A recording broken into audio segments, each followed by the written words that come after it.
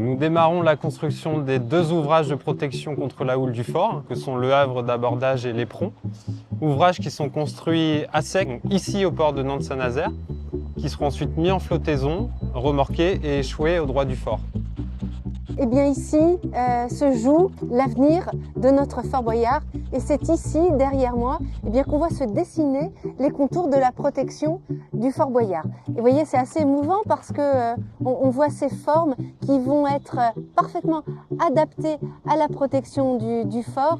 Et là, vraiment, on rentre dans la phase extrêmement concrète jusqu'en 2028.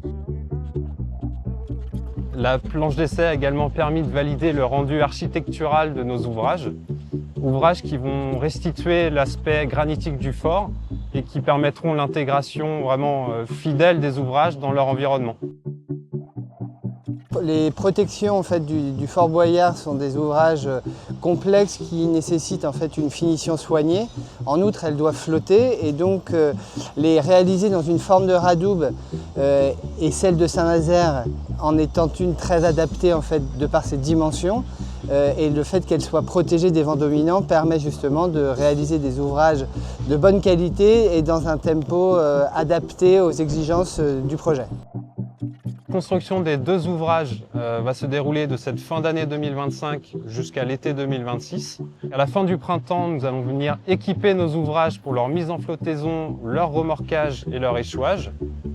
Et donc on vise une mise en flottaison courant du mois de juin et une pose du premier ouvrage, le havre d'abordage, au cours de l'été 2026.